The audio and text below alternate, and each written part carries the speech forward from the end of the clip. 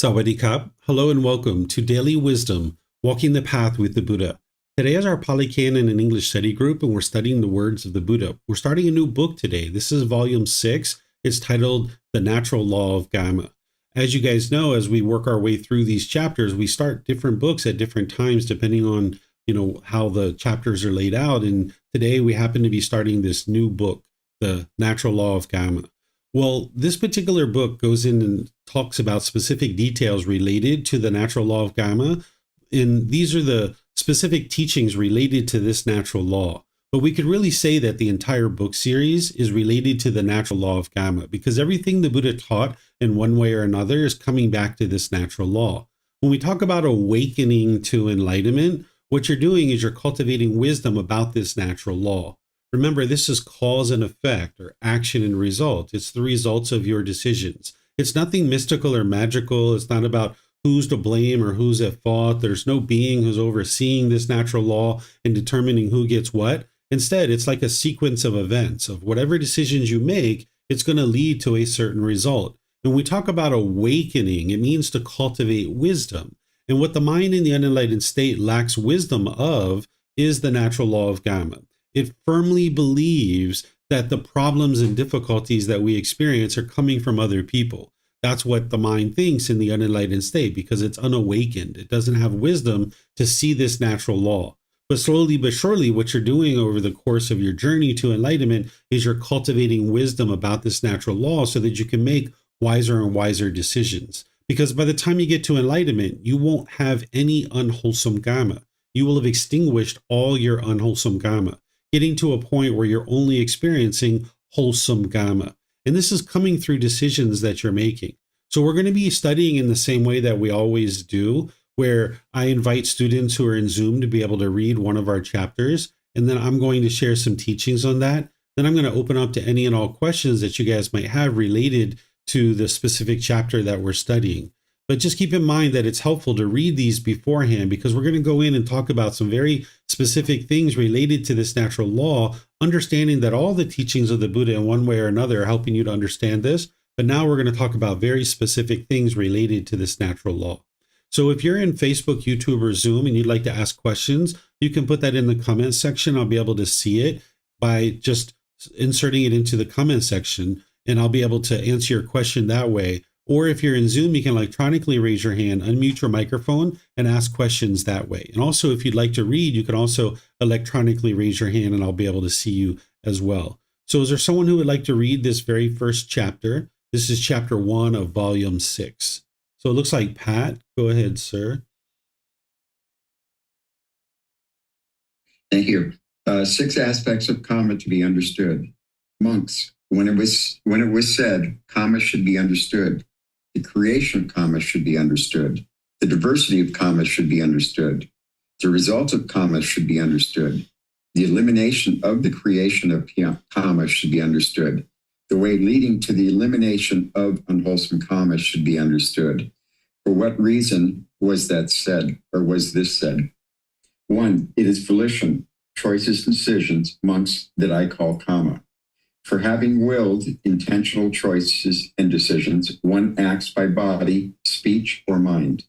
2, and what is the creation of Kamma? Contact is its creation. 3, and what is the diversity of Kamma? There is Kamma to be experienced in hell. There is Kamma to be experienced in the animal realm. There is Kamma to be experienced in the realm of afflicted spirits. There is Kamma to be experienced in the human realm. And there is Kamma to be experienced in the heavenly realm. This is called the diversity of Kamma. 4, and what is the result of Kamma? The result of Kamma, I say, is threefold. To be experienced in this very life or in the next rebirth or on some subsequent occasion. This is called the result of Kamma. 5, and what, monks, is the elimination of the creation of Kamma? With the elimination of contact, there is elimination of the creation of Kamma. 6, this noble eightfold path is the way leading to the elimination of unwholesome Kamma, namely right view, right intention, right speech, right action, right livelihood, right effort, right mindfulness, and right concentration. When monks, a noble disciple, thus understands Kamma, the creation of Kamma, the diversity of Kamma, the result of Kamma, the elimination of the creation of Kamma, and the way leading to the elimination of unwholesome Kamma, he understands his penetrative spiritual life to be the elimination of unwholesome Kamma. When it was said, Kamma should be understood, the creation of Kamma should be understood, the diversity of Kamma should be understood, the result of Kamma should be understood, the elimination of the creation of Kamma should be understood, the way leading to the elimination of unwholesome Kamma should be understood. It is because of this that this was said. Thank you. All right. Thank you, Pat. So here we have 6 aspects of Kamma that needs to be understood in order to be able to fully awaken and get to the point where you understand this natural law. Now you can navigate the world peacefully. Because when your mind is having the struggles and difficulties of the unenlightened state with that lack of wisdom, it will have stress and anxiety and frustration and all these other discontent feelings. But when you awaken to this natural law, your mind won't have that struggle anymore. So remember, what the Buddha is helping you to do is to purify the mind, getting rid of craving, anger, and ignorance, or the unknowing of true reality. That's the high level way of talking about these 10 fetters. So whenever you're making decisions through craving, anger, and ignorance, it's producing unwholesome Kamma. You're going to see that here in a moment when we study the next chapter, that you're going to be able to see the Buddha talking about the creation of unwholesome Kamma comes from craving, anger, and ignorance. So for example, if I'm out in the world actively trying to kill another living being, like a human being, there's a certain amount of craving there. There's a longing, yearning for that to occur. And there's a certain amount of anger, hatred, and ill will towards this other beings who this individual is trying to actively murder or kill. And then where that's coming from is the mind's ignorance or the unknowing of true reality. And there's intention there to be able to go out and actively kill. And now, because of that, now I'm going to experience unwholesome Kamma coming back to me if that's what I chose to do, because of the unwise decision to function through craving, anger, and ignorance. This is where I can get beat up, I can get murdered, I can get arrested. There's any number of things that can happen if you go out and actively try to kill other living beings. So what the Buddha is saying here in this first aspect of Kamma is that it's volition that he calls Kamma, that you have to have the certain will, intentional choices and decisions acting by body, speech, and mind. That's what's producing the Kamma, because you're making a decision through the craving, anger, and ignorance. And now it's going to produce certain Kamma. And then there's wholesome Kamma too, which is generated through generosity, loving kindness, and wisdom. And you would have to have intentional choices through generosity, loving kindness, and wisdom to be able to then produce wholesome Kamma. And that's acts by body, speech, and mind. So you'd have to have the will or the intentional choices. Whereas if you're just walking down the street, for example, maybe talking to a friend, and a cockroach runs under your foot and you squash it and it gets killed, you're not going to experience any unwholesome Kamma there, because there wasn't any craving, anger, and ignorance that was behind your decision, that you hadn't willed that decision. That wasn't your intention to kill that cockroach, but it just ran under your foot while you were walking down the street. So the first aspect of Kamma to be able to understand is that there has to be intentional choices and decisions, that it's coming from either craving, anger, and ignorance, or generosity, loving kindness, and wisdom. And it's going to produce either wholesome Kamma or unwholesome Kamma. And then the creation of Kamma is from contact. There needs to be contact between you and another being, or you and some material possession. There needs to be physical contact in order for there to be some type of Kamma created. And now I would include into that being online. There's actual contact, right? It's not necessarily physical in nature, but there's contact here. But remember, when we talk about contact, it's the eyes, ears, nose, tongue, the body, and the mind through the 6 sense spaces. There needs to be some type of contact, either with a living being, or there needs to be the not only with the living being, but with a material object as well. If you have contact with any of these things, then you're producing Kamma. Then your Kamma that you create through this contact, it's going to be experienced in one of the 5 realms. That's why these realms exist, in order to be able to experience the Kamma. So hell, the animal realm, afflicted spirits, the human realm, and the heavenly realm. There's Kamma to be experienced in all of these. Just to be able to get to this human realm, it means that we would have created a certain amount of wholesome Kamma in the past to be able to get here, because this is the ideal existence to be able to learn and grow and develop and get to enlightenment. So we're experiencing a certain amount of wholesome Kamma by being here in the human realm, but based on the decisions that you make, you're either going to experience wholesome or unwholesome Kamma, whether it's coming from craving, anger, and ignorance, or your decisions coming from generosity, loving kindness, and wisdom. And then you can't run and hide from your Kamma, because it's going to be experienced either in this life, the next life, or some subsequent occasion.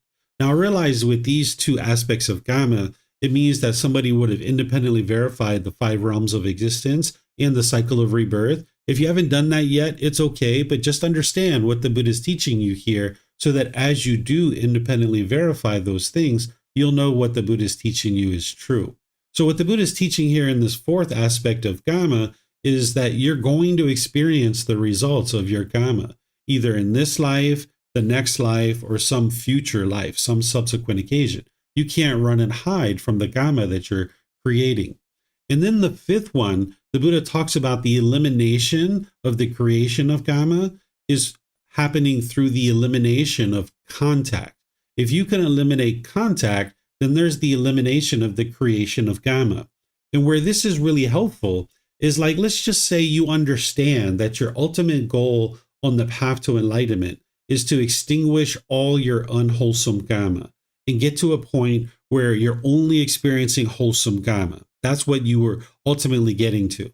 And that means that whenever your unwholesome Kamma is coming back to you while you're unenlightened, anytime unwholesome Kamma is coming back to you, you've got to figure out a way to extinguish it, bury it, so that it is eliminated. Well, if you eliminate contact, you'll eliminate the creation of Kamma.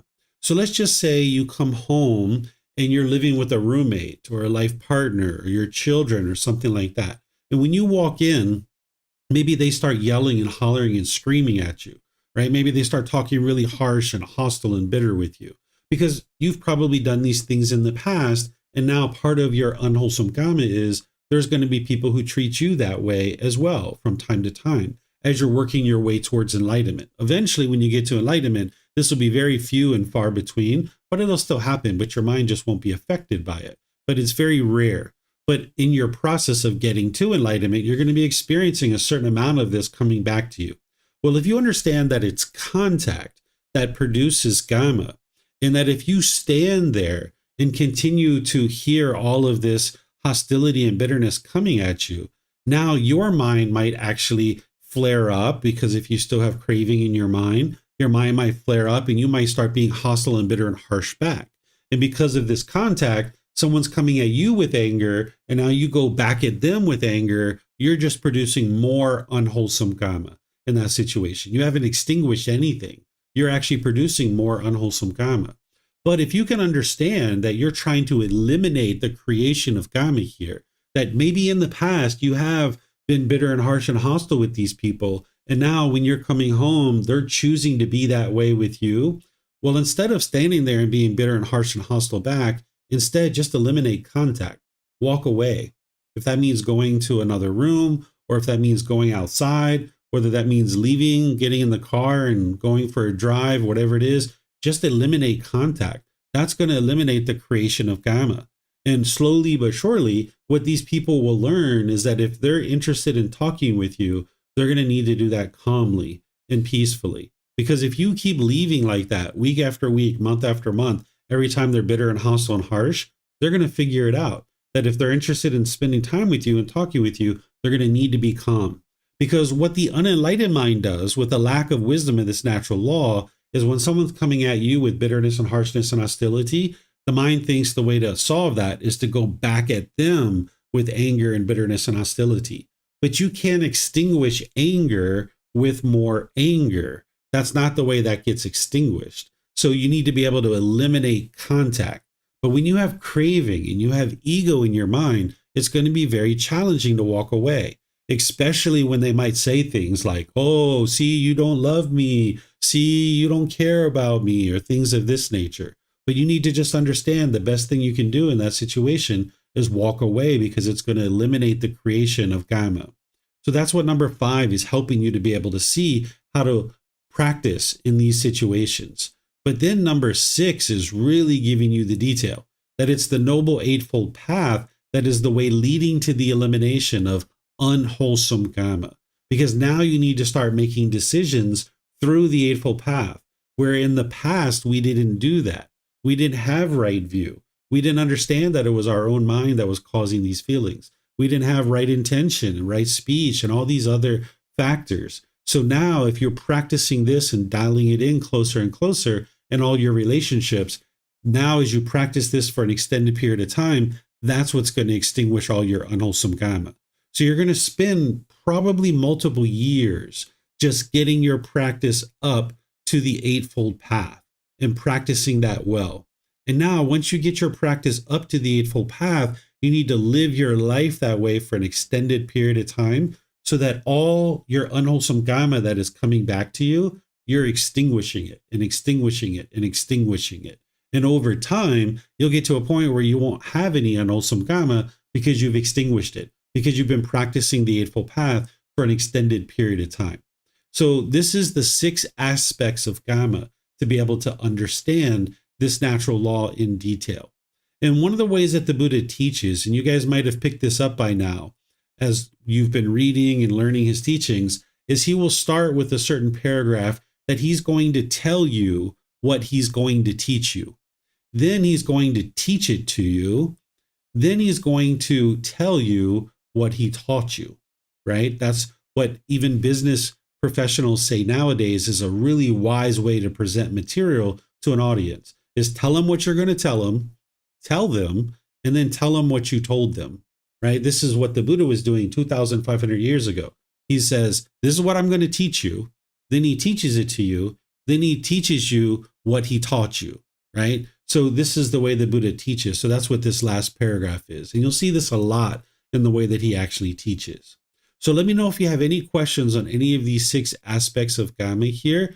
These are 6 things that you need to understand in order to be able to fully extinguish all your unwholesome Kamma and get to the point where you're only experiencing wholesome Kamma, because that's what the Buddha's talking about down here, where he says he understands this penetrative spiritual life to be the elimination of unwholesome Kamma. That's the whole goal of what you're working towards. Because part of the elimination of that unwholesome Kamma is the purification of your mind and getting rid of the pollutions.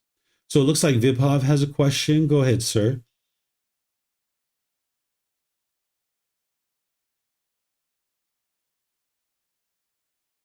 You need to unmute there. There you go, Vibhav. Thank you, Teacher David. I had a question on the result of Kamma. So in unwholesome Kamma can be experienced, or how Kamma can be experienced in this life, in the next life, or in a subsequent occasion, right? And so if you have unwholesome Kamma, or if you've done something with your body, speech, or mind that will produce some unwholesome Kamma, but that can be produced at some point in the future, maybe in the next life. But then you're practicing the Eightfold Path to eliminate unwholesome Kamma. How do you know that some Kamma that has been unwholesome Kamma that was supposed to be, or that would have been produced in like a later life, would now be eliminated because you practiced the Eightfold Path? Because is that because your craving, anger, and ignorance have been eliminated, right? You're talking about a previous life, right? Like, how do you know if the Kamma you're extinguishing is from a previous life or this life? Is that what you're saying? Either previous life or something in like even the past you may have done, like, a few years ago. Yeah. So when you learn the natural law of Kamma and you're experiencing unwholesome Kamma coming back to you, one of the things that you'll get really good at is being able to peer into that unwholesome Kamma and what you're experiencing, to be able to figure out what it is that you did in order to produce that unwholesome Kamma. What were the decisions that you made that produced that specific unwholesome Kamma? Because in order to be able to unravel all this and extinguish your unwholesome karma, you've got to stop making those decisions that led to the production of that unwholesome karma. So when you can peer into it and be able to see it, that's what's going to help you. So you're going to need to look at lots of different examples from your life and perhaps other people's life too, even though you can't really see other people's karma 100%. It's better to look at your life, but sometimes you can look at others as well. This is what's going to help you to be able to discern what were the decisions that you made that led to that. And now you can make different decisions, so you'll experience different results. Okay. Mm-hmm.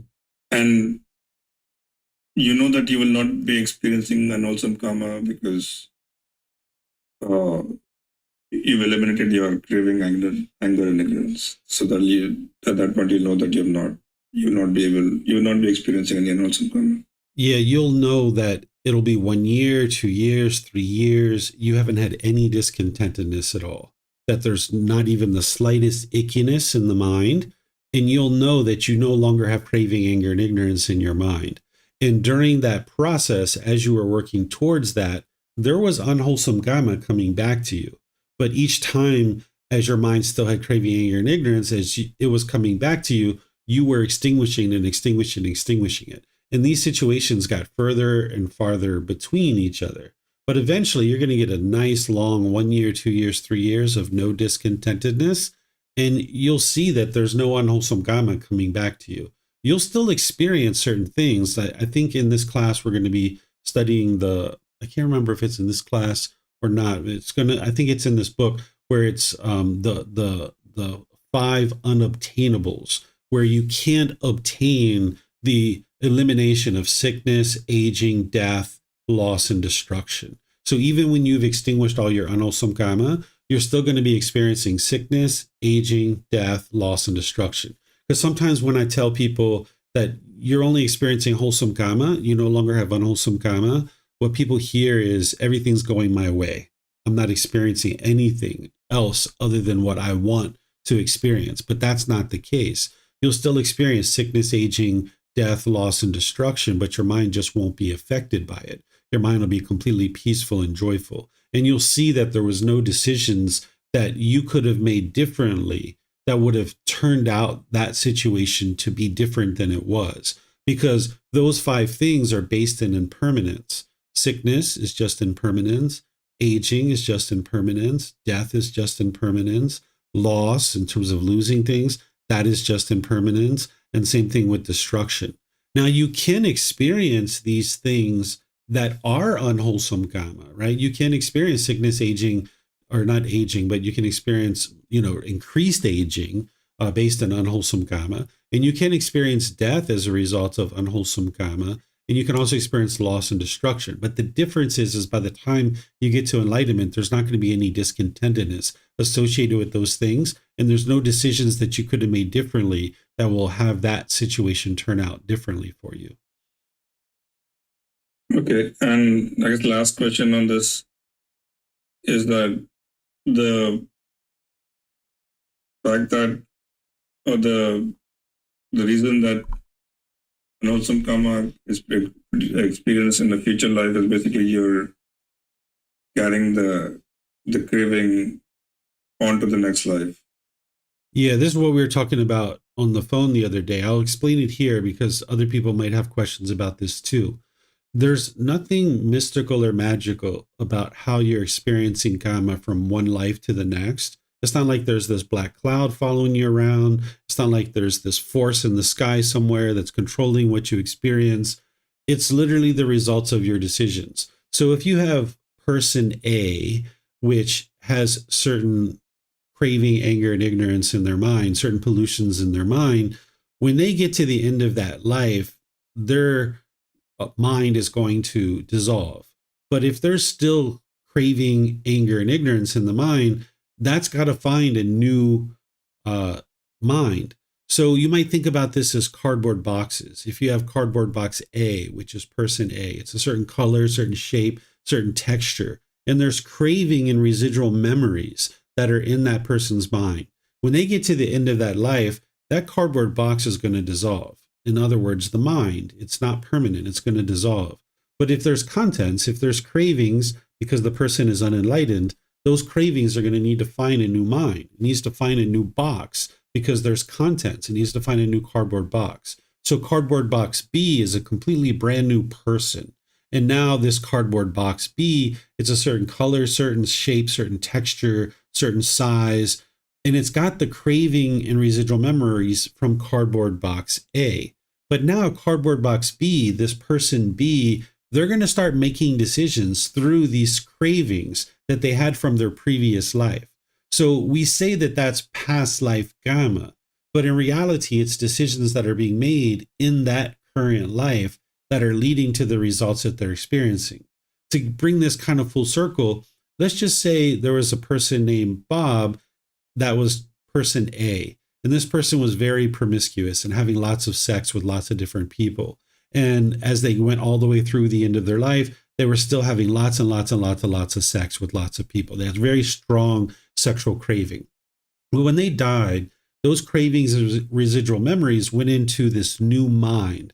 And now this new mind, we'll just call her Barbara or any name you would like to come up with. Let's just say this person is now functioning through those same cravings. And now let's just say Barbara is also having sex with lots of different people, having lots of different relationships, maybe even getting married and broken relationship after broken relationship. And let's just say by the age of 40, 45, they contract HIV. And now let's just say they end up dying as a result of this. Well, we can say that this was past life Kamma, but it was from the decisions that was being made in that particular life. Because at the age of 20, let's just say Barbara would have found the teachings of the Buddha, learned about craving, learned about how unwise it is to have so many countless relationships like that, and they would have never actually contracted HIV and actually died, right? So this is the cravings from their previous life that they're acting upon and they're experiencing results in their current life, but we can call that past life Kamma as well, because Bob, his decisions that he was making, he never got HIV, but the decisions that he was making to have sex, he's going to experience the results of that in the current life. That's why he had such a hectic life and had so many relationships and so many arguments and problems. But he also experienced the results of that in the future life too, in the next life, that this next being Barbara, she experienced some unwholesome Kamma too as a result of the cravings from the previous life. So this is how it's actually being experienced from one life to the next. It's not anything mystical or magical. Okay, so can I ask a question on the mystical and magical part? Yeah, you can ask whatever you like. So I guess the question is related to what we were talking about, the monk winning a lottery. So I understand that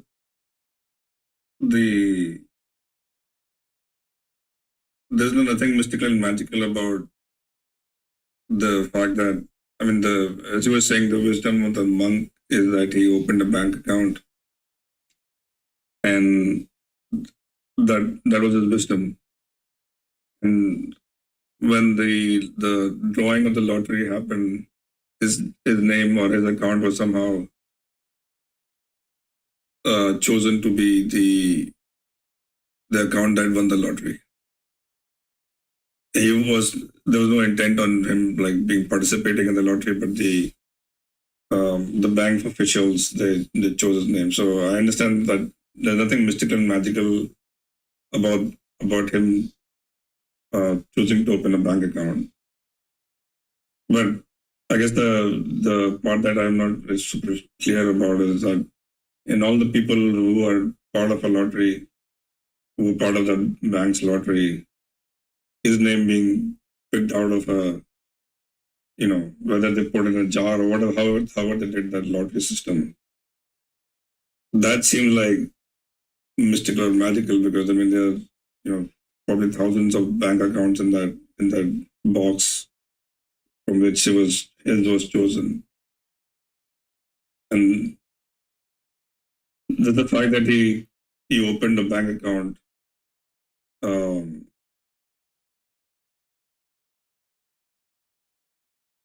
the wholesome Kamma that he experienced by winning the lottery seems to be I guess, in some way disproportional to his act of wisdom of opening the bank account. So that part saying that if there are thousands of lottery tickets in the jar and somebody's picking out a lottery ticket and somebody's name comes out of it, that part seems mystical, magical, because that's like a low probability event, right? So somebody was going to win this lottery, and it was going to be among the people who opened bank accounts. And if they put, let's just go with the idea that they put a bunch of slips of paper in a jar and they pulled one out. There was just a cause and effect, a sequence of events that occurred there. It wasn't anything mystical or magical. The only thing that ordained practitioner did is he opened a bank account. So you've got to look at the decisions that led to this particular result. We talked about this, but I know that usually when we talk about things, you don't get it. You need to talk about it multiple times, but I'm going to say the exact same things that I shared with you previously, is that all that he did was open a bank account. Had he chosen not to open a bank account, he wouldn't have won. He wouldn't have won that money. So there's nothing mystical or magical here. There was a sequence of events that the ordained practitioner chose, which was 1, to open an account. 2, he put some money in there, right? And now there was a sequence of events on the bank side that, let's just say, they put everybody's name in a jar, and then somebody reached in and pulled it out. There was just a sequence of events that occurred. That's all it was. There was nothing mystical or magical here. I don't know why your mind's thinking that way, but it's just very simple, very basic. Okay, I'll discuss it with you later. I can carry on. Okay. Thank you. All right. So it looks like Calvin has a question here. Is it true that the elimination of unwholesome karma can happen in the present life? Yes, that's what it means to get to enlightenment. That if an individual practices the Eightfold Path closely, and you bring your practice up to that, and then you live your life that way for an extended period of time, you'll extinguish all your unwholesome karma and get to a point where you're doing that in this particular life. And now, once you've extinguished all your unwholesome karma, your mind's enlightened. You'll experience the complete peace and calm, serenity, contentedness with joy, and all those other things that I talk about related to the enlightened mental state. That you'll know that you've extinguished all your unwholesome karma because your mind's completely peaceful and joyful. It looks like Kristen or Ted has a question. Go ahead, guys. Thank you, teacher. So your example earlier about, being confronted with somebody who's maybe not practicing right speech and a lot of anger and ill will in the mind. And as you know, I have a situation in my family where there's somebody who's struggling with that. And so I've taken the advice and removed myself from the situation anytime that occurs, and just stand up and say, I'm going to go now and leave. And I've been doing that. But I do find that when I come out of the situation, the last time it happened, my mind wasn't as shaky, which was good, but I still came home and talked about it. And I'm wondering if I keep perpetuating this, and maybe that is my unwholesome karma, keep coming back to me because I end up sort of talking about the situation. Like with Ted, I'm not really, it's just with him, but there's still that conversation that's happening about it. And I wonder if that's producing unwholesome karma for me by continuing to even talk about it. Is it better for me to just walk away, and try to just let go of, anything that's coming up in the mind or in the body, and then just leave it there? So that was one question. If you're not if you're not gossiping and slandering, not gamble, if you're not gossiping and slandering, then there's no unwholesome karma there. So you can talk about things without gossip and slander. For example, I went to have a conversation with somebody today. They were actually a bit bitter and harsh and hostile within the first, 10 seconds of talking to them. And I just said, thank you. And I didn't say thank you. I just said, okay, I understand. And I just stood up and left. But I needed to actually go talk to somebody about this. Not because I was having issues or anything, but because it impacted somebody else who was involved in the situation, not involved in the immediate situation, but in the lead up to it. So you've got to look at what is my purpose behind this conversation. So I needed to go talk to this person because they were helping me with this. And I said, hey, look, we're not going to be able to go forward with that thing because of this and blah, blah, blah, blah, blah. And there was no gossip and slander there. So you can talk about these things, but you've got to look at what is my purpose here. Is my purpose to inform Ted that this person is being bitter and harsh and hostile? Well, he already knows that. It doesn't need to be that conversation. But if there's something like, say, Ted's getting ready to go to that person's house, and now you were like, hey, heads up, I was just there 5 minutes ago, and they were pretty upset, just to let you know where they're at. There's a purpose there to let them know. So you've got to look at your purpose of why you're communicating, and then make sure that you aren't gossiping and slandering as part of it, meaning degrading or diminishing the person's reputation. Yeah. Okay. And let me add to this too. Sorry. Let me add to this, Kristen, is that there's nothing that you can say, like, if you were saying something to Ted, that's not going to perpetuate this situation to continue to happen. The root cause of why this situation is happening is that person has craving, anger, and ignorance in their mind. It's not because you're talking to Ted. So, like, when I say that you have harmonious relationships with everybody around you, that doesn't mean that everybody around you is treating you like gold. That's not what that means. It means that you can function with everybody and anybody around you without any bitterness, without any hostility, without any arguments. You can do that. But you're going to have potentially people that are in your life who might be bitter and harsh and hostile. And you'll just figure out ways that doesn't impact the things that you're working on. So, for example, this person that I needed to go talk to today, I knew that they have a history of being bitter and harsh and hostile. But this is someone that I need to talk to every once in a while in order to accomplish a certain thing that I'm trying to accomplish. But it's very minimal. If I talk to this person once every 3 months or once every 6 months, that's actually a lot. There's really not much for me to talk to this person about because I can just go ahead and do all the things that I'm going to do. But when I'm with that person or I'm needing to talk with that person, there's no bitterness, there's no hostility, there's no aggression coming from me. I wouldn't describe it as this person is harmonious, but when I'm with that person, I am harmonious. So I have a harmonious relationship here, meaning that I don't have any bitterness or hostility with this person. Okay. Thank you, teacher. And then the last question about that is, so I think I understand that though there are people out in the world that are going to not necessarily do things the way I do them, and may speak harshly and bitter and things like this. Is that, so if I am in contact with people like this, is that just that they've chosen to be that way, or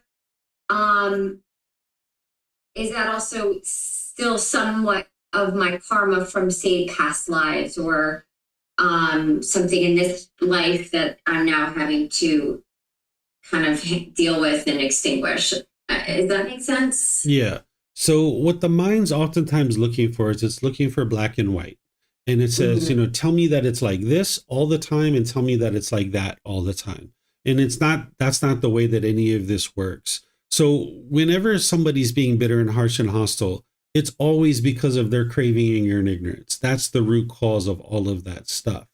But then you've got to look at the decisions that are being made by you that could potentially be contributing to this situation continuing to reoccur. And it's not always so straightforward. That's why you have to look at each situation differently.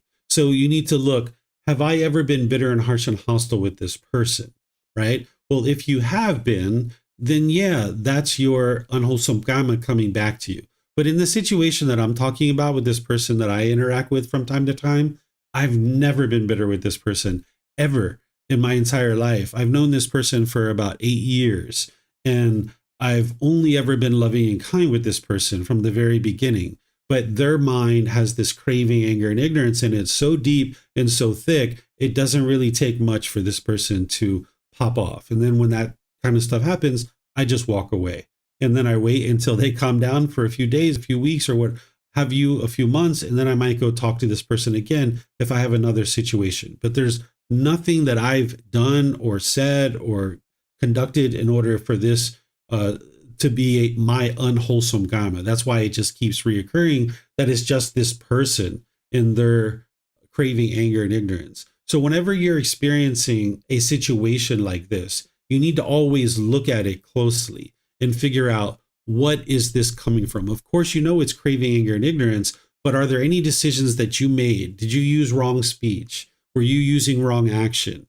Did you have wrong intention here? You always need to look at that stuff first and make sure you understand.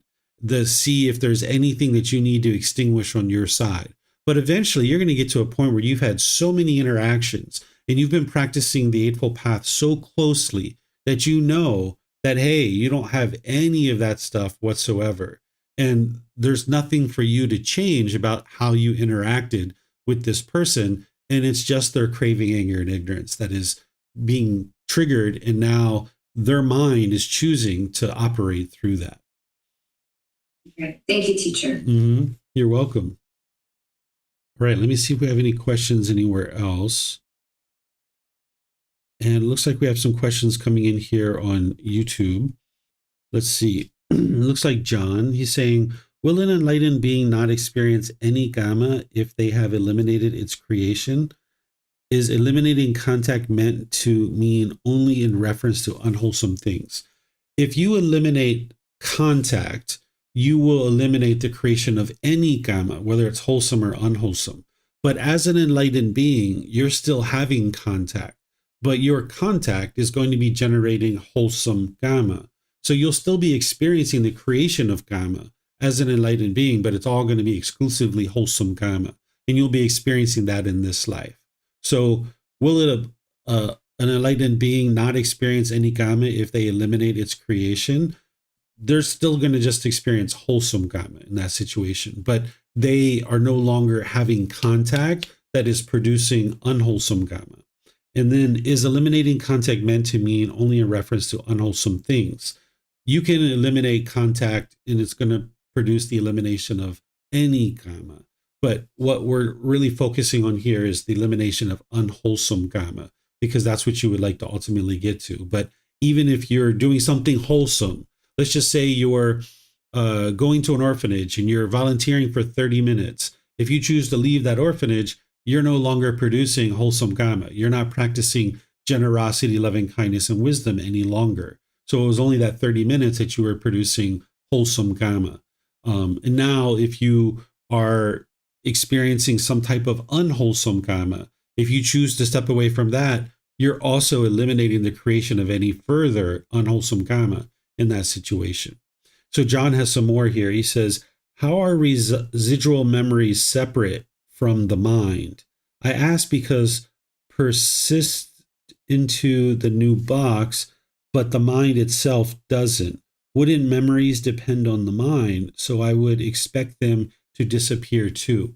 No, they're independent. So memories are what we call residual, right? There's residual in the mind. So the Buddha talks about this as a slight residual, that there's a residual of clinging and craving, and then also memories can be in the mind too, because they're non-physical, they're not tangible, and they can move from mind to mind. This is how an individual, if you were learning and practicing the teachings in one life, and then you die, this is how you'll actually learn them a lot easier and a lot better in your next life, because you have residual memories from your previous life, right? So this is how the mind experiences that from one life to the next, is that it's cravings and residual memories that are going from one life to the next. And this new mind has the capability of understanding the memories from a previous life.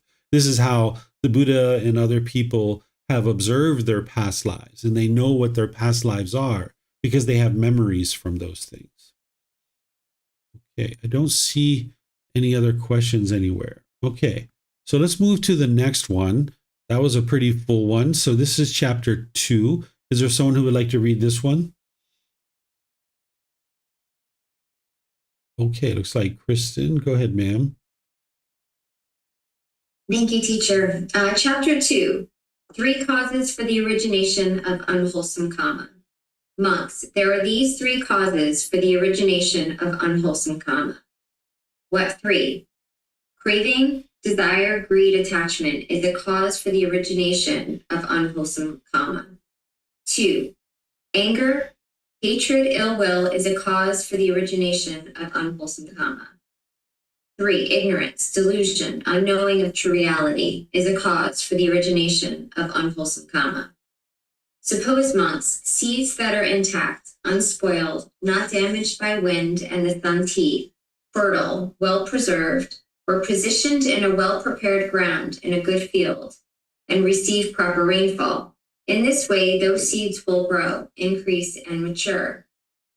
So too, any unwholesome karma, monks, created through craving, born of craving, caused by craving, originated by craving, ripens whenever the individual is reborn. Wherever that unwholesome karma ripens, it is there that one experiences its results, either in this very life or in the next, rebirth, or on some subsequent occasion. So too, any unwholesome karma created through anger, born of anger, caused by anger, originated by anger, ripens whenever the individual is reborn.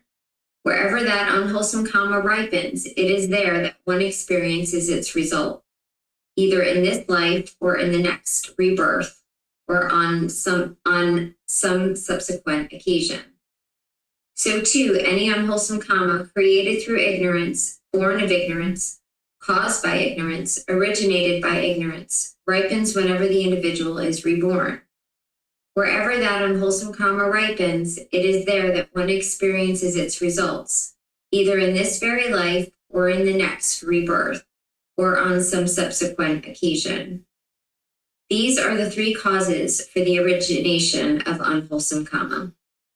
All right. Thank you. Thank you, Kristen. So if you guys have been studying with me any amount of time, you've already learned this. This is just the words of the Buddha to help you see what he actually taught. And usually when I teach the natural law of Kamma and the three poisons and things like this in some of the foundational programs, I actually use these exact words here. So remember, craving is that longing, yearning, chasing after the objects of its affection, the selfish desires. The anger is the bitterness, the hostility, the harshness. And the ignorance is that unknowing of true reality, the lack of wisdom and confusion that the mind has about how the world truly works and how the world truly functions. So whenever you're making decisions through craving, anger, and ignorance, it's going to produce unwholesome karma for you. But don't just leave it there, right? Because these are just statements that the Buddha is saying. But instead, look at your own life and look at situations where you've made decisions through your craving, your selfish desires, and look at how it's produced unwholesome karma. Same thing with your anger, your bitterness and hostility. You've probably lost relationships, or certain jobs were ended where you lost your job or something like that, or some other difficulty or struggle that you had. And then there's that ignorance or the unknowing of true reality. So you experience these things and you can look at your life and see that you were making decisions through craving, anger, and ignorance, and it produced unwholesome karma. Where at the time we might have been trying to blame somebody else for what we were experiencing. Or we might have said it was good luck or bad luck or destiny or fate or some being like God or some entity like the universe. So you need to be able to see true reality that is coming from your own mind that is producing these results that you're experiencing. So let me know if you guys have questions here on this chapter.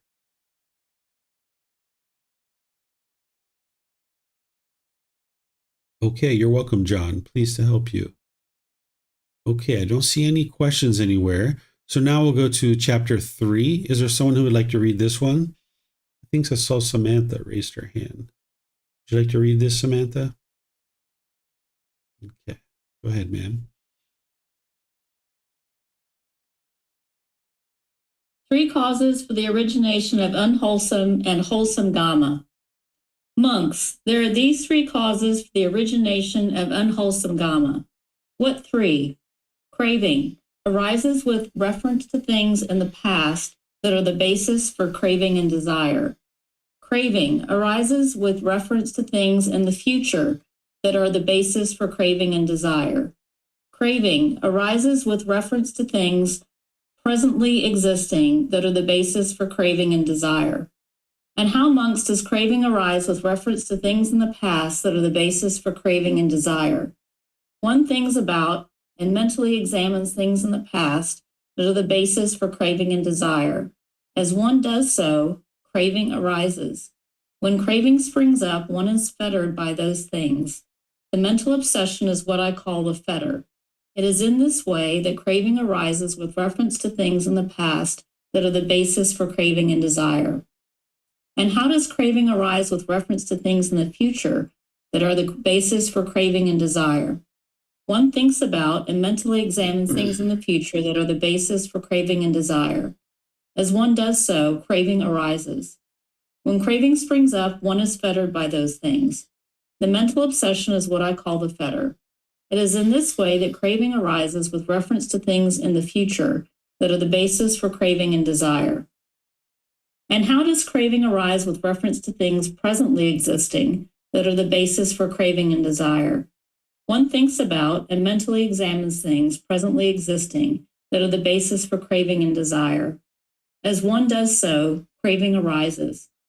When craving springs up, one is fettered by those things. The mental obsession is what I call the fetter. It is in this way that craving arises with reference to things presently existing that are the basis for craving and desire. These are the three causes for the origination of unwholesome Kamma. There are amongst these three causes for the origination of wholesome Kamma. What three? Craving does not arise with reference to things in the past that are the basis for craving and desire. Craving does not arise with reference to things in the future that are the basis for craving and desire. Craving does not arise with reference to things presently existing that are the basis for craving and desire. And how monks does craving not arise with reference to things in the past that are the basis for craving and desire? One understands the future result of things in the past that are the basis for craving and desire. Having understood the future result, one avoids it. Having avoided it, one becomes free from strong feelings in the mind, and having pierced through with wisdom, one sees. It is in this way that craving does not arise with reference to things in the past that are the basis for craving and desire. And how monks does craving not arise with reference to things in the future that are the basis for craving and desire? One understands the future result of things in the future that are the basis for craving and desire. Having understood the future result, one avoids it. Having avoided, one becomes free from strong feelings in the mind, and having pierced through with wisdom, one sees. It is in this way that craving does not arise with reference to things in the future that are the basis for craving and desire. And how, monks, does craving not arise with reference to things presently existing that are the basis for craving and desire? One understands the future result of things presently existing that are the basis for craving and desire.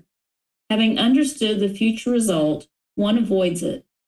Having avoided it, one becomes free from strong feelings in the mind, and having pierced through with wisdom, one sees. It is in this way that craving does not arise with reference to things presently existing that are the basis for craving and desire. These are the three causes for the origination of wholesome Kamma. Great. Thank you, Samantha. So here, this first part is talking about the creation of unwholesome Kamma.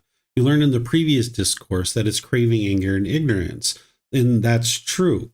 But then there's also this, where the mind can not only crave certain things right now, but it can actually be craving and longing from things in the past. Let's just say that in the past you went on a certain vacation or a certain holiday, and now you're in the present moment and your mind's longing, yearning for that same type of vacation that you had in the past.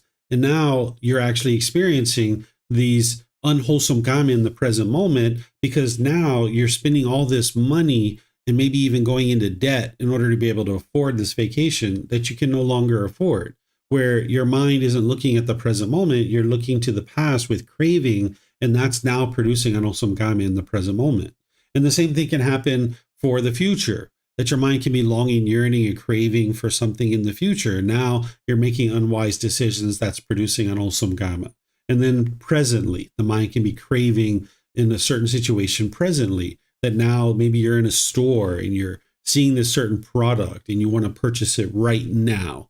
Whereas if you waited or you spend some more time to research, you could make a better choice about which product to purchase. But instead, you purchase it right now, you start using it, and then in a week, it actually breaks. And now you experience unwholesome karma because you ended up maybe losing your money, perhaps, and you can't get a refund. Whereas if you would have taken your time and not had craving, done some research, you might have figured out that that's not really the best product to purchase, and there would be a better choice. And now, having taken your time and made a decision later, now you could make a better decision where you wouldn't have lost that money, right? So this is how craving produces the unwholesome karma from things that you're craving in the past, in the future, or something that you're craving presently. And then by not craving, it will produce wholesome karma. Because in the present moment, when you're starting to look to your vacation in the past, it's like, wow, that was really fun. But you know what? I can't afford it right now, and I'm not going to do that, right? So now in the present moment, you're experiencing wholesome karma, that you're not going into debt, right? And you're also not longing, yearning for the future and future things, that in the present moment, you can be quite peaceful. And then in the present moment, when you see that thing that you're going to potentially buy and you realize, you know, I haven't really had time to do any research on this yet. Let me step back from this purchase and not purchase it right now. Let me kind of look at some research before I actually decide what to purchase. And now you'll produce wholesome karma, because now 3 days later, you can purchase a better product and you won't lose your money. So this is how you can produce wholesome karma, by choosing not to crave. So you're not interested in making any decisions based in craving at all. So let me know what questions you guys have here on this chapter. Remember, you can put that into Facebook, YouTube, or Zoom, or you can raise your hand in Zoom and ask any questions that you like.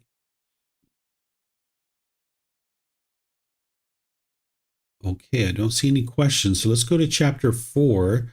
Would somebody like to read this?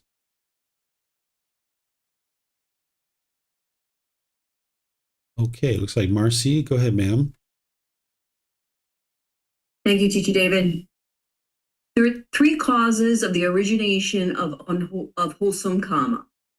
Monks, there are these 3 causes of the origination of wholesome karma. What 3? Non-craving, generosity, is a cause of the origination of wholesome karma. Non-anger, loving kindness, is the cause of the origination of wholesome karma. Non-ignorance, wisdom, is the cause of the origination of wholesome karma. Suppose, monks, there are seeds that are intact, unspoiled, not damaged by wind and the sun's heat, fertile, well preserved. Then a man would burn them in a fire, reduce them to ashes, and the ashes would blow in the strong wind, or let them be carried away by the swift current of a river. In this way, those seeds would be cut off at the root, made like a palm stump, obliterated, so that they are no more subject to future arising. So too, any karma that is created through non-craving, generosity, born of non-craving, caused by non-craving, originated by non-craving, is abandoned when the craving has vanished. It is cut off at the root, made like a palm stump, obliterated, so that it is no more subject to future arising of unwholesome karma. So too, any karma that is created through non-anger, loving kindness, born of non-anger, caused by non-anger, originated by non-anger, is abandoned when anger has vanished. It is cut off at the root, made like a palm stump, obliterated, so that it is no more subject to future arising of unwholesome karma. So too, any karma that is created through non-ignorance, wisdom, born of non-ignorance, caused by non-ignorance, originated by non-ignorance, is abandoned when ignorance is vanished. It is cut off at the root, made like a palm stump, obliterated, so that it is no more subject to future arising of unwholesome karma. These, monks, are the 3 causes of the origination of wholesome karma. Thank you. All right. Thank you, Marcy. So again, this is something that if you've been studying with me, you guys would have already learned as part of the 3 poisons, or the 3 unwholesome roots and the 3 fires. I teach you the unwholesome roots and the wholesome roots. And then also as part of the natural law of Kamma, if you've heard me talk about any of those in our foundational classes. This is just the words of the Buddha to be able to help you see this. So let me know if you guys have questions here, that it's generosity, loving kindness, and wisdom that is producing wholesome karma. Because these are the exact opposites of craving, anger, and ignorance. Let me know what questions you guys might have.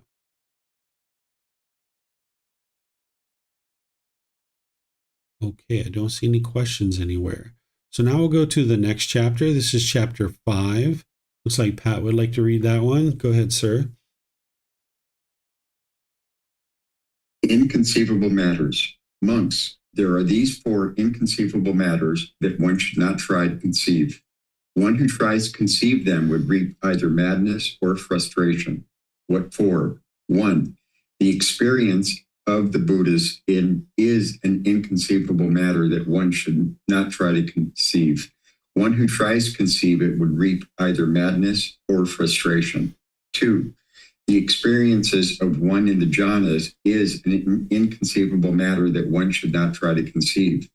One who tries to conceive it would reap either frustration, madness, or frustration. 3.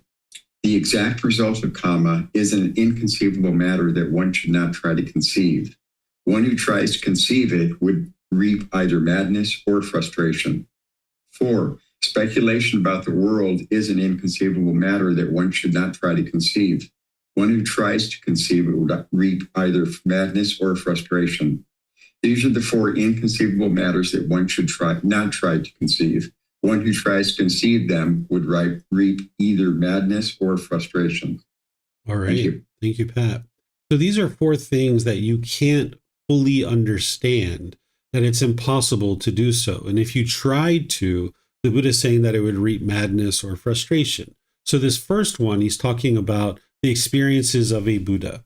Like, you can understand what a Buddha is, that they get to enlightenment by themselves without the help of teachers or guides, that they dedicate their life to sharing their independently discovered teachings, and countless people will get to enlightenment during that person's lifetime, and they will preserve their teachings in such a way that countless more people will get to enlightenment after their death. And you can understand other qualities of a Buddha. But in terms of exactly what that person did in order to be able to get to that, like, they can talk about it with you, but you wouldn't be able to fully understand every aspect of what it is that they experience to be able to get to enlightenment by themselves. Remember, a Buddha is very rare in the world. You'll be an enlightened being when you get to enlightenment, but you won't be an actual Buddha. This type of individual is very rare in the world. So that Buddha would be able to explain to you what it is that they experience, but for you to be able to understand it in depth, the Buddha is saying you shouldn't even try to conceive this because it's inconceivable for you, that you can't even imagine, you can't even understand it fully. The same thing is true about experiencing the jhanas, that prior to being in the jhanas or in any of the 4 stages of enlightenment, you can study these things to understand what they are, but you won't be able to fully understand what these things are until you're actually experiencing them. It's kind of like I could explain to you what chocolate ice cream tastes like. If you've never had chocolate ice cream, I could describe it up, down, left, right, backwards, and forwards, but you're not going to fully understand what chocolate ice cream tastes like until you actually taste it yourself. But if you try to sit there and question me for hour after hour in order to be able to understand what chocolate ice cream tastes like, it would reap either madness or frustration because you wouldn't be able to fully understand what chocolate ice cream tastes like, having conversation about it. So the jhanas, and even though the Buddha doesn't describe it here, it's everything beyond the jhanas too, right? It's the jhanas, but also everything beyond the jhanas. It's an inconceivable matter. You can still study it, and you would be wise to understand it so that as your mind's experiencing it, you would know that you're experiencing it, but you're not going to fully understand it until you're actually experiencing it. The same thing is true about the natural law of Kamma and exactly the results that an individual would experience. You can't really fully conceive it 100%. So if somebody says, if I stole this car, what will I experience? Well, we can't say that you will exactly experience this because you can't relate it to that level of detail. Or if somebody says, if I cheat on my husband or wife, what would I experience? We wouldn't be able to say, well, you will absolutely experience this, right? We can kind of talk, well, you could get beat up, you could get murdered, you could get sexually transmitted diseases, you could get in arguments and fights, you could lose your wealth and your money, you could lose your reputation in the community. These are all possible things. But the exact result of exactly what you're going to experience or someone else is going to experience because of a certain thing, the variables are too vast. There's too many variables to say exactly. So that's why it would reap madness or frustration if you tried to conceive it. But you can talk more generally about what you may or may not experience based on these particular types of decisions. And then this last one is about speculation of the world. What this is like conspiracy theories, unfounded truths. If you try to just speculate about what may or may not occur in the world, you would actually reap madness or frustration. Like if you tried to speculate, like sometimes people are worried that the USA is going to fall apart and crumble. And let's just say that you have a certain pension, or you have a certain retirement check that is coming from the government of the USA. If somebody was trying to speculate about the fall of the USA and when this is going to happen and what that means for me in terms of my ability to sustain my life and things like this, it's going to reap madness or frustration. Or if there's certain conspiracy theories that are out there and you kind of dive into this and you go in all the weeds and trying to figure out all these little details, it's going to reap madness and frustration because you're just speculating about the world. There's no really tangible proof of any of these particular things. The mind is just speculating. So it's an inconceivable matter to speculate about the world. You wouldn't be interested in that. Instead, you're looking for tangible evidence to determine what may or may not occur in the future. So these are 4 inconceivable matters that the Buddha is helping you to be able to see the natural law of Kamma here, that the exact result is inconceivable. That's why when we talk about it, we talk about it more broadly and more generally of what is possible or what could be, but we're not talking in absolutes here, that you will absolutely experience this, because it's impossible to be able to talk about it that way. So let me know what questions you guys have here on this chapter. Looks like Marcy has a question, so go ahead, ma'am. Thank you, Teacher David. And I apologize if I was unmuted before. I had a little conversation with my son. I wasn't sure if it went over. I apologize. So Teacher David, when we talk about karma and the results of our karma, we can't really know exactly what karma we're receiving is related to, correct? This is, you can't understand the exact result like in the future. Like if you said, David, if I steal a car, what's going to be my Kamma? We can't discern that. But once you've experienced Kamma, you can look backwards and you can see what were the decisions I made that led to that specific Kamma.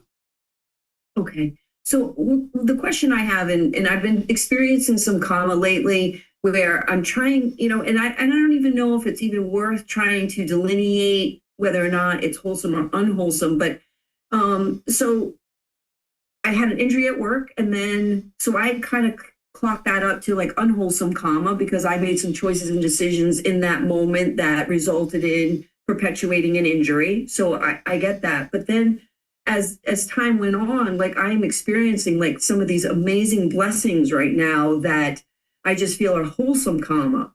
So am I okay with like being able to say, okay, yep, that was unwholesome because I made those choices and decisions, but now I'm experiencing wholesome karma because of the generosity that I practice and the practice of the Noble Eightfold Path? I mean, right now, I can't work, but I want to say life feels very blissful. I don't know if that's, you know what I mean? It's kind of like, so it's a tumultuous time kind of, but not really. These are different decisions that are leading to different things. So the decisions that you made at your work that you said you could have made better decisions that led to your injury, that's what led to your injury, those specific decisions. But now you're in another situation and you're making other decisions, and you have made other decisions in the past. And it's those decisions that are leading to what you're experiencing now. They're not blessings. There's no such thing. I know you're using that terminology, and it's pretty common for people to talk that way. But what you're experiencing is wholesome Kamma based on decisions that you made through generosity, loving kindness, and wisdom. The unwholesome Kamma that you experienced was the injury based in probably craving. I don't know if there was any anger or ill will, maybe towards yourself. And then there was a certain amount of ignorance or unknowing of true reality. That's the injury. That's the unwholesome Kamma, it sounds like. I don't know the details of it. Because you can also experience these things and it not be unwholesome karma too, depending on what was happening. But it sounds like you've tracked it down to some decisions that you made that were unwise. So there's these other decisions that are leading to the wholesome karma that you're experiencing. It's all looks maybe in your mind as one big thing, but they're actually Right. individual decisions that are being made, and you're experiencing the individual results of those things. Okay. All right. Thank you, Teacher David. Mhm. And I don't consider them blessings. I was explaining that I feel blissful in the Mhm. situation that I'm in. Mhm. But yeah, I appreciate that. Thank you. You're welcome. Okay, I don't see any other questions. So let's go to the next chapter. This is chapter 6. Is there someone who would like to read this one?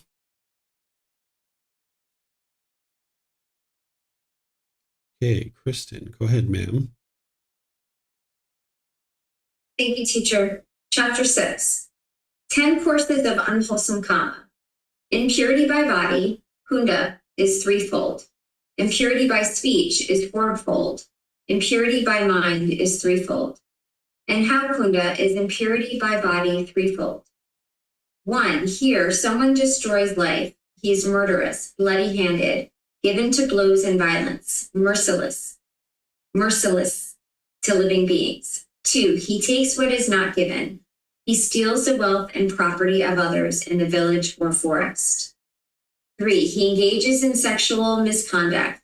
He has sexual relations with women who are protected by their mother and father, brother, sister, or relatives, who are protected by their teachings, who have a husband, whose violation entails a penalty, or even with one already engaged. It is in this way that impurity by body is threefold. And how kunda is impurity by speech fourfold. 1, here someone speaks falsehood. He is summoned to a council, to an assembly, to his relatives' presence, to his club or to the court, and questioned as a witness thus. So, good man, tell what you know. Then, not knowing, he says, I know. Or knowing, he says, I don't know. Not seeing, he says, I see. Or seeing, he says, I do not see. Thus he is knowingly speaks falsehood for his own benefit, for others' benefit, or for some insignificant worldly benefit. 2, he speaks argumentatively. Having heard something here, he repeats it somewhere else in order to divide those people from these. Or having heard someone else, he repeats it to these people in order to divide them from those. Thus he is one who divides those who are united, a creator of divisions, one who enjoys separation, rejoices in separation, finds pleasure in separation, a speaker of words that creates separation. 3, he speaks harshly. He speaks such words as are rough, hard, hurtful to others, offensive to others, bordering on anger, inconducive to concentration. 4, he indulges in idle chatter. He speaks at an improper time, speaks falsely, speaks what is unbeneficial, speaks opposite to the teachings and the discipline. At an improper time, he speaks such words are unwise, unreasonable, rambling, and unbeneficial. It is in this way that impurity by speech is fourfold. And how kunda is impurity by mind threefold. 1, here someone is full of longing, craving. He longs, craves for the wealth and property of others. Thus, may what belongings to another be mine. 2, he has a mind of ill will and intentions of hate. Thus, may these beings be slain, slaughtered, cut off, destroyed, or obliterated. 3, he holds wrong view, ignorance, unknowing of true reality, and has an incorrect perspective. Thus, there is nothing given, nothing sacrificed, nothing offered. There is no fruit or result of wholesome and unwholesome actions. There is no this world, no other world. There is no mother, no father, There are no beings spontaneously reborn. There are in the world no ascetics and Brahmins of right conduct and right practice who, having realized this world and the other world for themselves by direct knowledge, experience, make them known to others. It is in this way that impurity by mind is threefold. These kunda are the 10 courses of unwholesome karma. It is because people engaged in these 10 courses of unwholesome karma that hell, the animal realm, and the realm of inflicted spirits and other bad destinations are seen. All right. Thank you. Thanks. Thank you, ma'am. So here the Buddha is going in and talking about very specific things by body, speech, and mind that are producing unwholesome karma. These are mostly matching up to the 5 precepts of what you've studied before, but there's other things in here too, other details. So these first 3 by body are all from the 5 precepts, right? The killing, stealing, and sexual misconduct. And the 5 precepts, he elaborates on it a lot more and helps you to understand how to practice. And I've done that in various classes. And then speech, here he's talking about false speech, which is the 4th precept. But then he goes into argumentative speech, understanding that that produces unwholesome karma. I'm sure you've been in arguments where you've been in knockdown, drag out fights with people, and you see it just produces unwholesome karma. You get angry, you get frustrated, you get stressed, you get anxiety, you have broken relationships, you lost your job, or any number of different things that you can experience as a way of being argumentative with people. So you would like to eliminate these things. And then the same thing with harsh speech. In idle chatter. These are speeches that are all based in craving. All of this stuff is based in craving, anger, and ignorance. But what you're doing here is you're arising wisdom to be able to see how unwise these things are, that it's producing unwholesome karma for you, that even though you've done these things in the past, that you can improve that for the future, that you can choose to no longer do these things. And that's part of cleaning up your unwholesome karma, is to no longer do these things. If you're not quite sure what idle chatter is, this is frivolous speech. This is unpurposeful, unbeneficial speech where your mind is just chatting yada, yada, yada, yada, yada, yada, yada, where there isn't really any kind of purpose behind it. It's rambling, right? So that's what idle chatter is.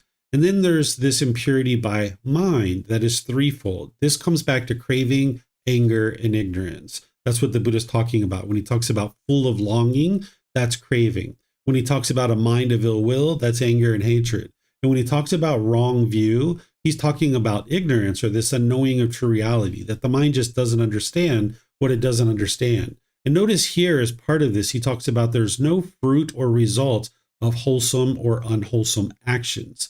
What he's saying here is part of the ignorance that the mind has is it doesn't understand the natural law of karma. When he says there's no fruit or result of wholesome or unwholesome actions, that means that a person thinks that, oh, I can just do anything, either wholesome or unwholesome, and it's not going to produce any particular result. And in this case, an individual would have no understanding of the natural law of karma. So the Buddha is going through a lot of details here. Let me know if you guys have questions on this, because this chapter and the next one is actually very similar. This chapter 7, this is just the opposite of what we just read. So we don't need to necessarily read this one here. This is where the Buddha talks about the opposite, that having abandoned the destruction of life, or abandoned taking what is not given, abandoned sexual misconduct, that produces wholesome karma. And then the same thing with speech, that having abandoned false speech and argumentative speech, having abandoned harsh speech and idle chatter, that's going to produce wholesome karma. And then when your mind is without longing or craving, when your mind is a mind of goodwill or loving kindness, and when you have wisdom, when your mind has right view, it's going to produce wholesome karma. So when you're reading these things, of course, you would like to purge and eliminate the unwholesome, and you would like to cultivate the wholesome. So the Buddha is giving that to you here in these 2 discourses. So let me know what questions you guys have on either of these 2 chapters.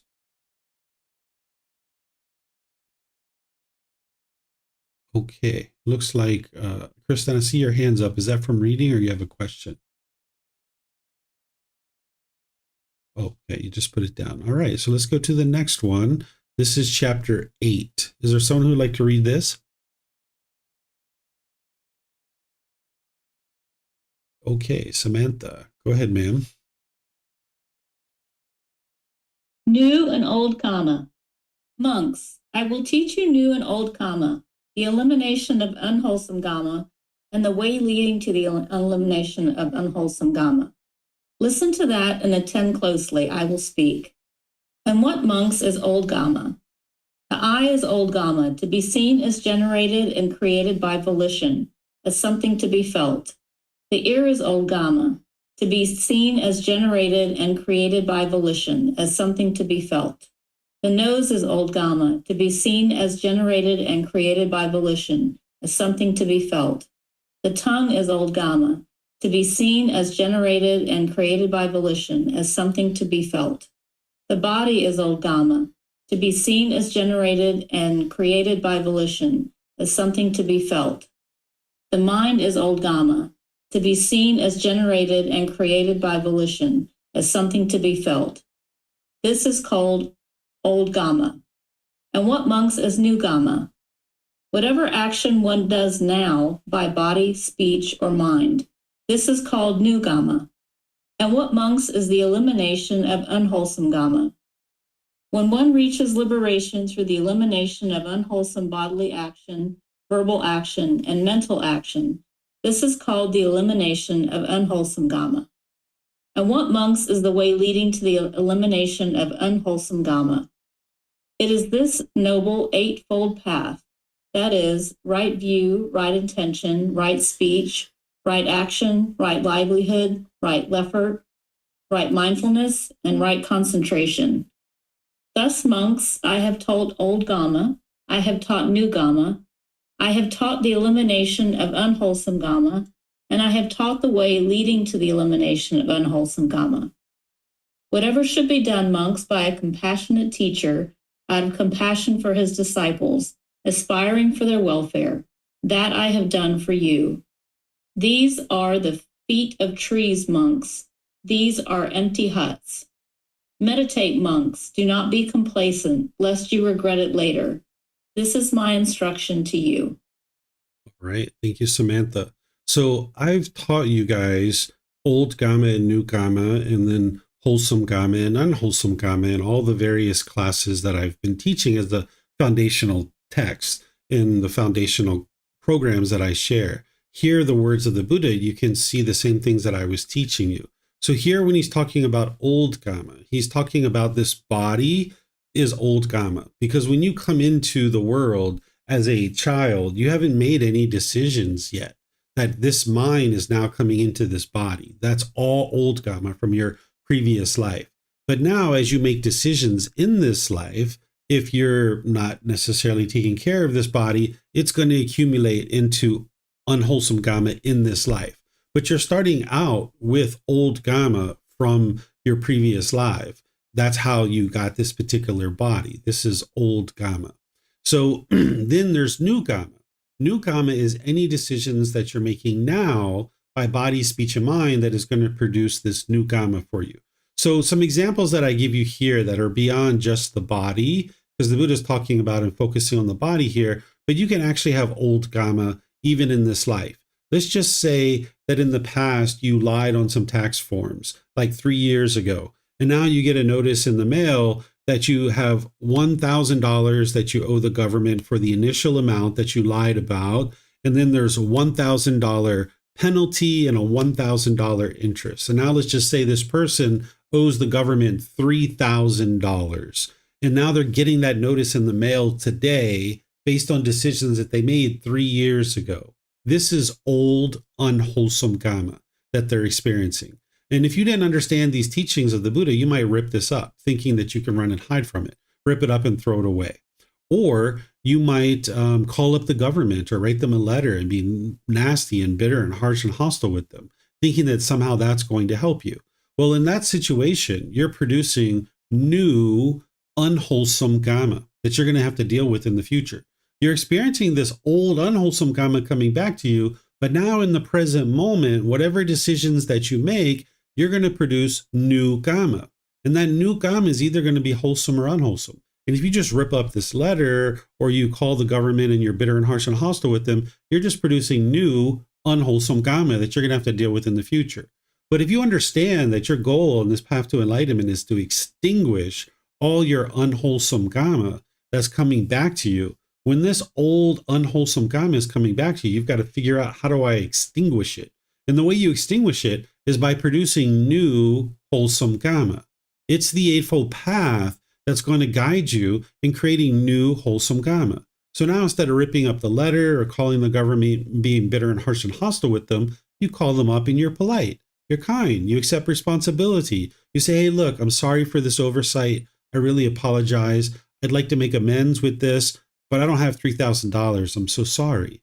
And then they might say, well, you know what? You've been so kind. You've been so friendly. How about if we drop off the penalty and we drop off the interest and you just pay us $1,000? And then I might be very kind and polite with them, thank them for their offer. And I might even say, hey, I'm sorry, I don't even have $1,000. And now, because I'm being so polite and respectful, maybe they say, hey, how about we work out a payment plan? How about you pay us over the course of multiple months, right? And this is the way you now extinguish that over the next several months, you're making payments on this, and now it goes away, right? You've created new wholesome Kamma for yourself. And that's because you're making decisions now in the present moment. Right? So this is what you would ultimately like to do, is as all this unwholesome Kamma is coming back to you, this old unwholesome Kamma is coming back, now in the present moment, make new decisions that are producing new wholesome Kamma. You're also going to have old wholesome Kamma coming back to you as well. That's possible too. That's what, Marcy was talking about there. She's got some old wholesome Kamma that's coming back to her, right? So the Buddha is talking about this elimination of unwholesome Kamma is to reach liberation, where you eliminate your unwholesome bodily actions, verbal actions, and mental actions. That's how you're going to eliminate your unwholesome Kamma. And the way you do that is through the Eightfold Path. One of the ways that I think about this is that before this path to enlightenment, it's like have an oil pipe, and this oil pipe is busted and it's spewing oil all over the world. This is our unwholesome conduct, our bodily actions, our verbal actions, and our mental actions. We're spewing oil all over the world. Well, if you're going to clean up all your old unwholesome Kamma, you're not going to go clean up what's on the floor first. That's not the way you're going to do this, right? Instead, you got to shut down the oil pipe. You got to stop spewing oil all over the world. So that's why the Eightfold Path is there, to teach you how to shut down this oil pipe so you can stop functioning with wrong view and wrong intention and wrong speech and wrong action and wrong livelihood, wrong effort, wrong mindfulness, and wrong concentration. That's shutting down the oil pipe. And now, as you shut down the oil pipe, bringing your practice up to the Eightfold Path, and now you're up and running on the Eightfold Path, as any old unwholesome Kamma is coming back to you, you got to extinguish that. So now you can go clean up the mess that's on the floor, right? So you would like to shut down this oil pipe. And it's the Eightfold Path that's going to help you shut down your unwise moral conduct, so you're not just continuing to spew oil all over the world. And that's what's going to help you to get to a point where you're only experiencing wholesome Kamma. And that's why here at the end, the Buddha just basically says, okay, you would be wise to go meditate, right? Like, go meditate, train your mind through meditation, because that's what's going to eliminate craving. That's going to help you eliminate anger, right? And there's other things you need to do besides meditation too, but that's what's knocking that down. What you guys are going to see by the time you get to the end of this book is the highest quality of wholesome Kamma that you could generate is to actually do breathing mindfulness meditation. That's the highest wholesome Kamma that you could generate. The second highest wholesome Kamma that you can generate is loving kindness meditation. So that's why the Buddha is saying, hey, you would like to extinguish all this unwholesome Kamma? Go meditate. That's the highest quality of Kamma that you can generate, because you're knocking down the craving, anger, and ignorance that's in your mind. So you'll make less and less decisions through that. So let me know what questions you guys have here on this particular chapter. This is helping you to understand new Kamma and old Kamma.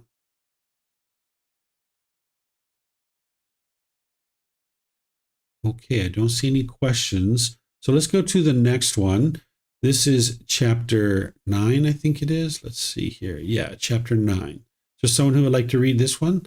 This is kind of short.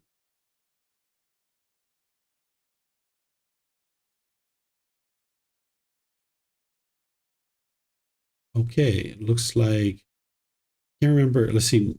I think, Samantha, you read that last one. So maybe Marcy? You read this next one? Yes, thank you. Mm-hmm. This body is old Kamma. Monks, this body is not yours, nor does it belong to others. It is old Kamma, to be seen as generated and created by volition, choices, decisions, as something to be felt. Therein, monks, the instructed noble disciple attends carefully and closely to dependent origination itself thus. When this exists, that comes to be. With the arising of this, that arises. When this does not exist, that does not come to be. With the elimination of the this, that is eliminated. That is, with ignorance as condition, volitional formation comes to be. With volitional formation as condition, consciousness. With consciousness as a condition, name and form. With name and form as condition, the six sense bases. With the six sense bases as condition, contact.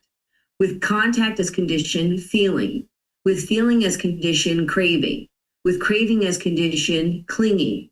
With clinging as condition, existence. With existence as condition, birth. With birth as condition, aging and death, sorrow, grief, pain, displeasure, and despair come to be. Such is the origination of this whole mass of discontentedness. But with the remainderless fading away and elimination of ignorance, unknowing of true reality, comes elimination of volitional formations, choices, and decisions.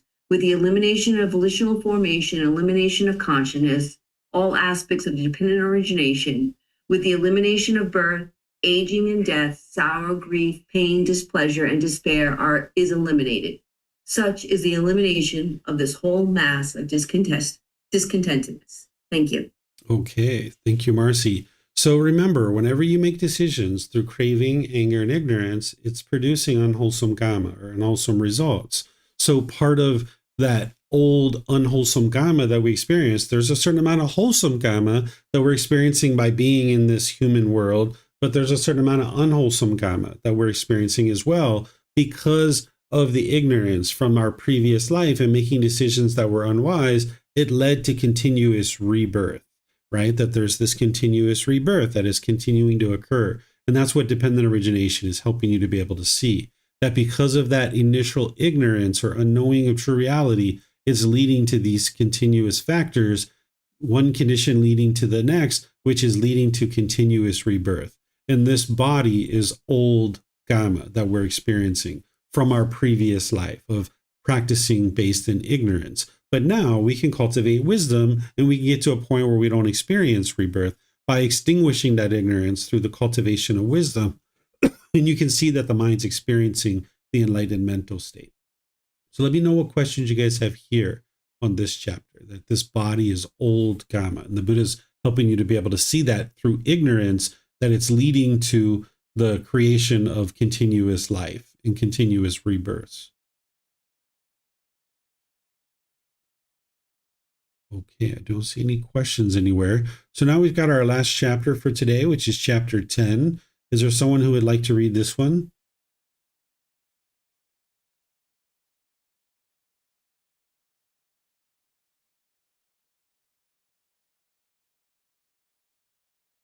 Okay, looks like Samantha. Go ahead, ma'am.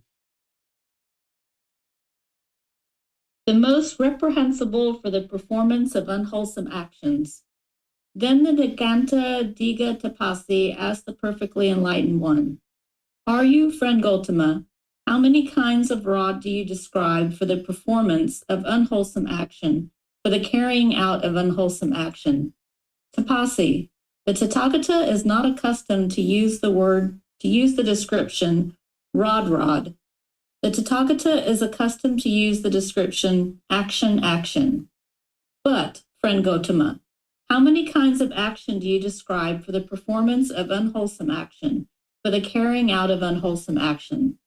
Tapasi, I describe 3 kinds of action for the performance of unwholesome action, for the carrying out of the unwholesome action. That is, bodily action, verbal action, and mental action. How then, friend Gotama, is bodily action one, verbal action another, and mental action still another? Bodily action is one Tapasi, verbal action is another, and mental action is still another.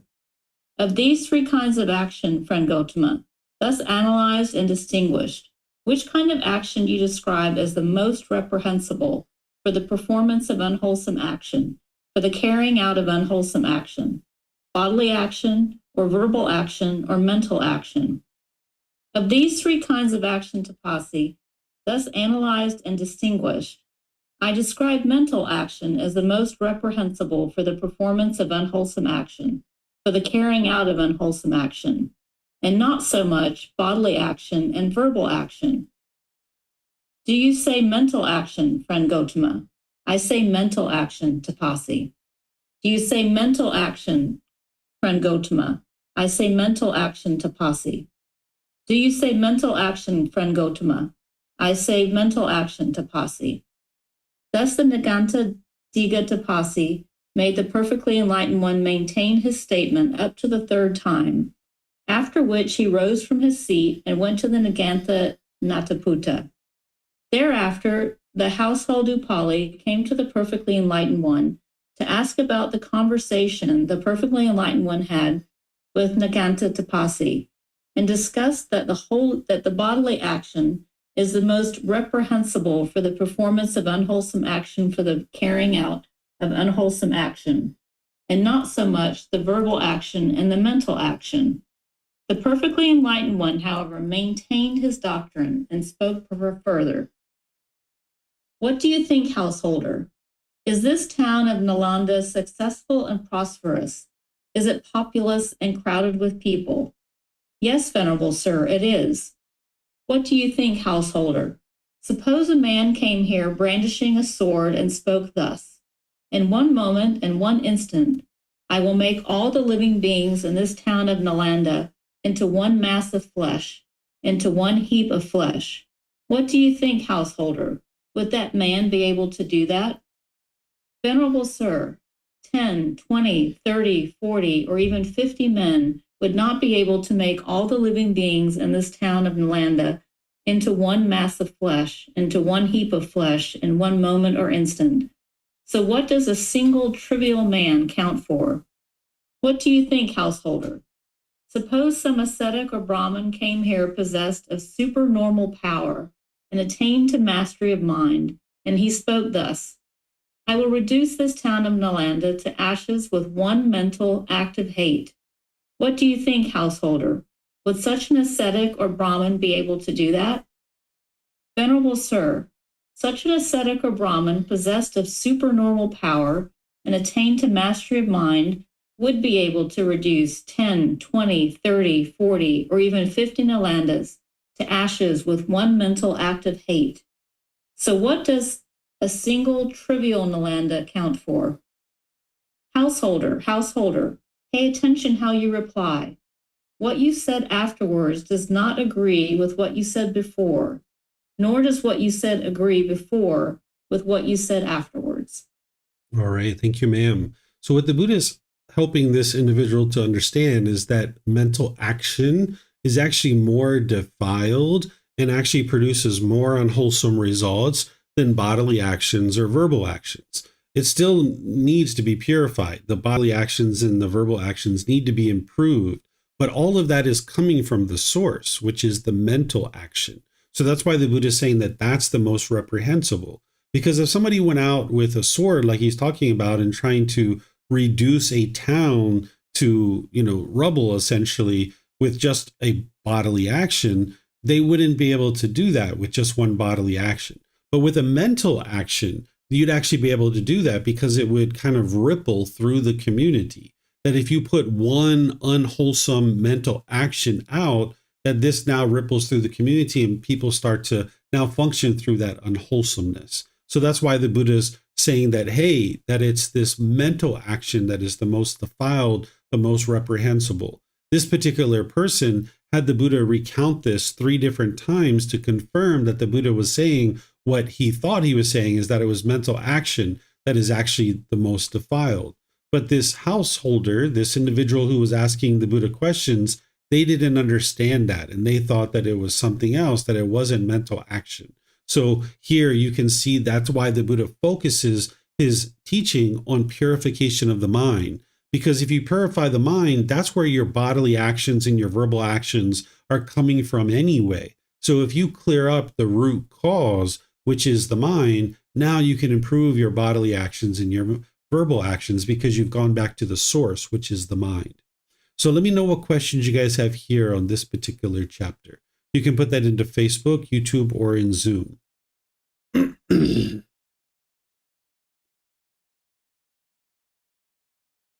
Okay, I don't see any questions anywhere. All right, so we'll just end class the way I typically do, which is thanking all of you guys for joining. Thank you for participating in class or attending and actively learning on the path to enlightenment. Next week, we're going to be in the next 10 chapters, which is chapters 11 through 20. If you'd like to read those before or after class, you're more than welcome to do that. We're going to keep on going through the rest of the book series in this same way. Tomorrow, I'm going to be in the group learning program in volume 1, chapter 22, which is titled Mental Illness, a Modern Day Delusion. This is where you learn about things like ADHD, ADD, bipolar disorder, schizophrenia, bulimia, anorexia, and all these things, helping you to see how through training the mind, the symptoms of these things can actually be purified and eliminated. Oftentimes people think that it's a mental disorder or something like this that is causing these things. They think it's like a defect in the brain, but you can actually trace and you can actually see how it's just an untrained mind. And when you train the mind, you can eliminate the symptoms. The anguish that people are experiencing during the times that they would say they were mentally ill, that is actually true and real. But the cause of that is not brain chemistry. It's actually coming from an untrained mind. So I'm going to be teaching that tomorrow as part of our class. So thank you all for joining, and perhaps I'll see you guys in one of these future classes. Be well and take care. Sawadee krap.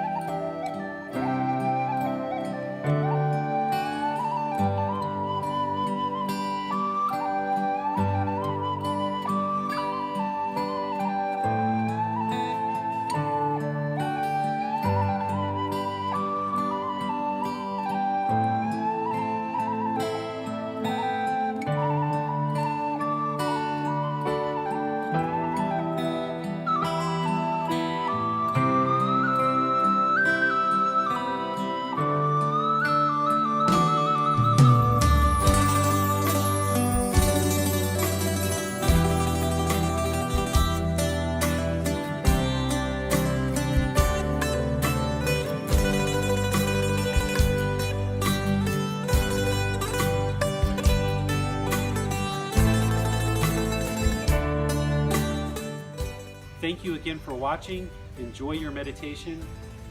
Look forward to seeing you online and answering any questions that you might have. Thank you so much.